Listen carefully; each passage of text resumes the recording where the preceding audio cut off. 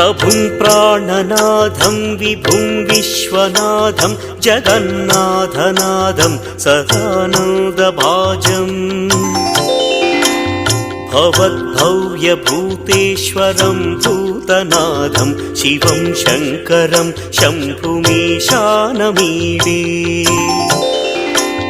गळेरुण्डमालं तनौ सर्पजालं महाकालकालं गणेशादिपालम् जटाजूटगङ्गोत्तरं गैर्विशिष्यं शिवं शङ्करं शम्भुमीशानमीडे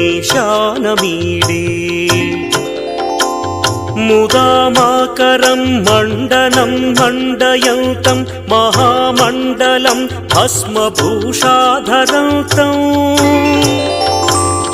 अनादिं ह्यपारं महामोहमारं शिवं शङ्करं शम्भुमीशानमीडे वटाधो निवासं महाट्टाट्टहासं महापापनाशं सदा सुप्रकाशम्